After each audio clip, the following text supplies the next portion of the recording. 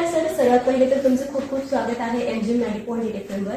मला जाणून घ्यायचे की सध्या जी महानगरपालिकेची निवडणूक आहे, त्याबद्दल आपली महानगरपालिकेची व्यवस्था कशी सुरू आहे? छत्रपती संभाजीनगर महानगरपालिकेची सार्वत्रिक निवडणूक घोषणा झालेली आहे. त्यामध्ये 115 नगरसेवकांना निवडायची आहे. यावेळेला प्रथमतः महानगरपालिकामध्ये प्रभाग पद्धती असणार, म्हणजे यापूर्वी वार्ड पद्धती होतं. मतदारांना त्यांच्याकडे एकच म्हणजे एकच कॉर्पोरेटरला निवडायची होतं. परंतु या प्रभागामध्ये 4 त्यांना मत देण्याचे अधिकार आहे, म्हणजे त्यांच्याकडे 4 नगरसेवक किंवा नगरसेविका असणार. फक्त 29वा प्रभाग जो नक्षत्रवाडी कांचनवाडी या भागात फक्त 3 आहे.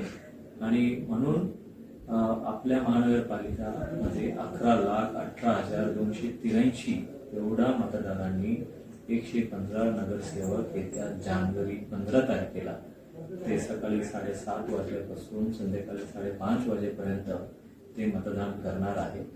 आणि पहिल्यांदा थोडा आगळा वेगळा असल्यामुळे आपल्या माध्यमातून आणि सर्व विविध माध्यमातून आम्ही विस्तृत प्रचार करणार आहे की मतदारांनी मतदान कसे करायचे आहे.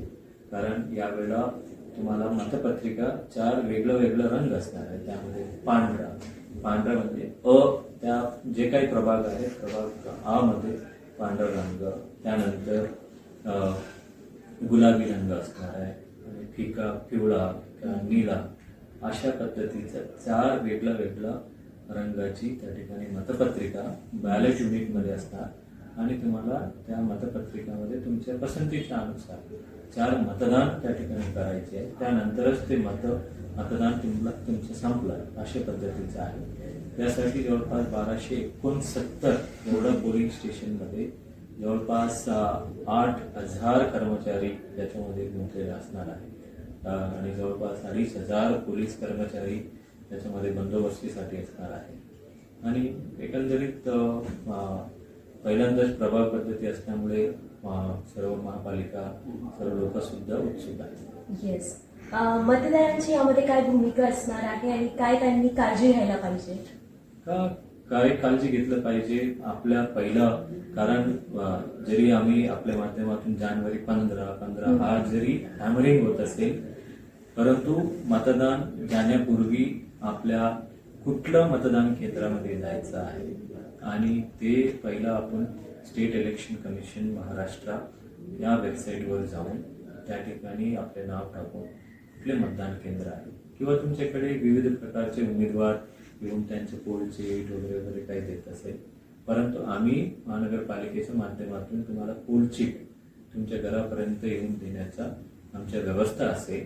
आणि तरी तुमचं पहिलं की 14 तारखेला तुम्हाला कुठले मतदान केंद्र आहे तुम्हाला तो कळूनच जाते, म्हणजे ते आज पण तुम्हाला कळते. आणि त्यासोबत मोबाईल त्या ठिकाणी घेऊन जाण्याची प्रवेश निषेध असणार आहे. आणि बरेच वेळा आपल्याला सर्व आता कागदपत्र मोबाईलमध्ये ठेवतो, परंतु इलेक्शनमध्ये कागदपत्र फिजिकलीच दाखवणे गरजेचं आहे. त्यामध्ये 12 प्रकारची ओळखपत्र जे आहेत राज्य निवडणूक आयोगाने ठरवून दिले. त्यामध्ये electronic photo, identity card, pan card, Aadhaar card, शासनाने दिलेलं ID कार्ड, ते अशा पद्धतीचे 12 काय असणार आहे ते तुम्ही तुमच्या श्रोत्यांना विस्तृतपणे सांगू शकता. तो घेऊन तुमच्या पसंतीप्रमाणे त्या ठिकाणी जवळपास म्हणजे सकाळीच लवकर करून घेतलेलं बरं आहे.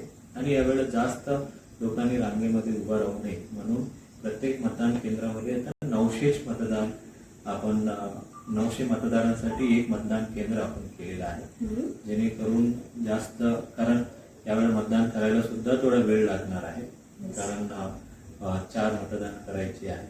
आणि मग तुमचे आयडेंटिटी कार्ड, मतदान केंद्र कोणतं, आणि त्या ठिकाणी तुमच्या पसंतीप्रमाणे कुठल्याही गोष्टीला बळी न पडता आणि आपल्या पसंतीच्या प्रमाणे आपल्या शहराचा प्रभागाचा जे विकास करू शकतो असे तुम्हाला त्या ठिकाणी मतदारांनी, मतदार राजा म्हणतो, कारण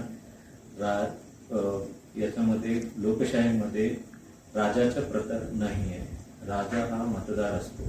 म्हणून मतदारांनी त्यांच्या आवडते प्रमाणे निवडायचे. Yes sir. आणि जनरली म्हणतात की आमच्या एक पोटने काय होणार यंग जनरेशन, तर त्यांना तुम्ही काय सांगणार, आमच्या माध्यमातून काय संदेश देणार ओव्हरऑल सगळ्यांनाच? कारण थेंब थेंब तले साचे असे मानतो. असे जर प्रत्येक लोकांनी जर विचार केला मग त्याला काय फरक पडतो. कारण प्रत्येक वेळेला ज्या वेळेला तुझ्या काही समस्या असतात हा तुझी समस्या असणार. राईट. पण त्यावेळेला तुझ्या एकट्याचं सॉल्व्ह केलं तर मला काय फरक पडतो असे पण ते कोणी विचार केलं तर काय होतं असं नाही. प्रत्येक लोकांनी त्यांचा मूलभूत हक्क आहे, फंडामेंटल राईट आहे तुमचा उपयोग करण्याची. आणि ज्या वेळेला आपल्याला संधी असते 5 वर्षात मिळणारी हा संधी आहे आणि तुम्ही निवडलेलं किंवा तुम्ही तुमचा मतदान अधिकार वापरला पाहिजे आणि जेणेकरून तुमच्या इच्छेप्रमाणे त्या ठिकाणी निवडून येतील असे तुमचे प्रयत्न असले पाहिजे. Exactly, sir. Thank you so much for your valuable word.